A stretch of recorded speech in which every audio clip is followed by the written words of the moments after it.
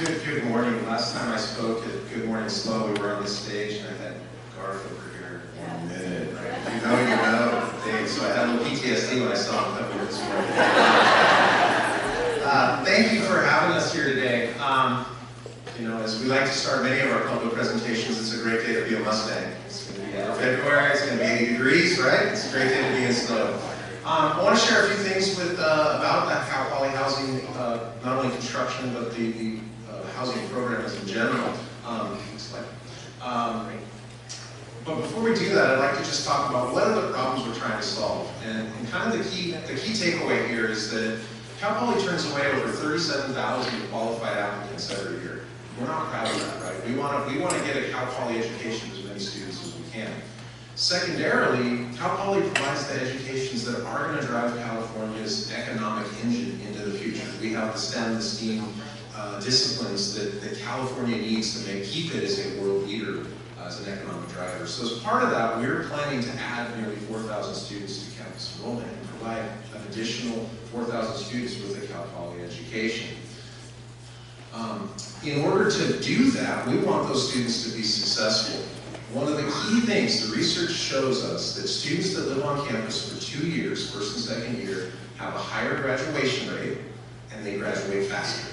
Right? So what that does is that gets more students an opportunity to come to Cal Poly if you don't have someone staying 6, 8, 10 years at Cal Poly, right? We want them to get out in those 4 years. I mean, we all had that friend that was here 8 years, right? Maybe you were that friend, I don't know.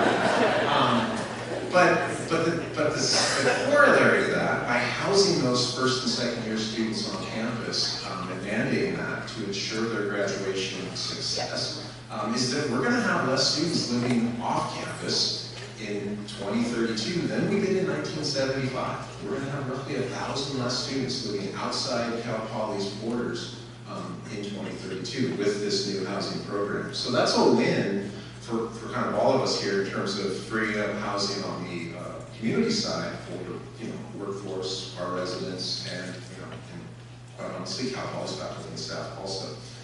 So this graph kind of shows as our enrollment has increased, we've been reducing our off-campus residents and we've been increasing our on-campus residents. Next slide, please. But we're not developers, right? We're an academic institution. So how do we accomplish this big lift? So we convened a conference, if you will. And a little pro tip, you can get people to come here for free if you offer them lunch and wine. We did have 90 industry leaders from around the state and country came to our conference, and they provided us feedback on how do we build a program this big here in San Luis Obispo. This isn't something we've seen. So they kind of had 3 key takeaways. One was, you've got to build this, think of this as a program, you've got to leverage all the assets you have, right? You got to think like a developer, you got to think like this is a business.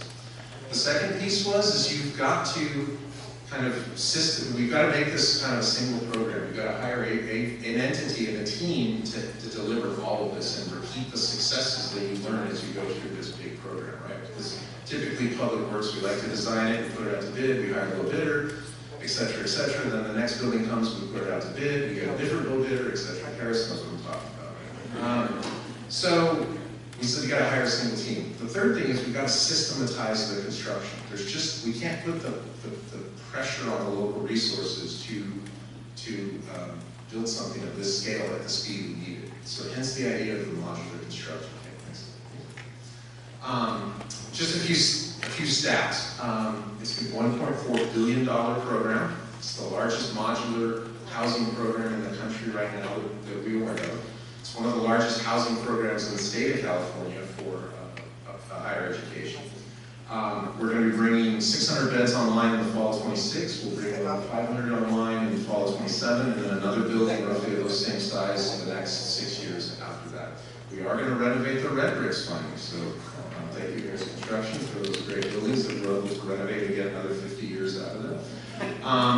But the first 2 buildings are kind of highlighted there in yellow, and they're up on the hill behind the North Mountain dorms. Eventually we will tear down those North Mountain 2-story residence halls that maybe some of you lived in. Next slide, please. That's what we're saying. And then what will it look like? As we talked about that modular construction, the idea is that each room, the 2 beds in each room is built in a steel chassis. And that's built in a a assembly plant, not a manufacturing plant. The idea is this is built like a car, right? The bathroom comes from one manufacturer, the facade comes from yet another manufacturer, the chassis comes from yet a different manufacturer. It's all brought together in a plant, and then it's assembled and run down the line. And then it's brought out to the field, it's stacked in place, and it's finished. And basically, when we click that into place, that's a room that's ready to occupy if the rest of them were there and firearms connected. But for the most part, you know, if you wanted to camp, you could live in there. It's done.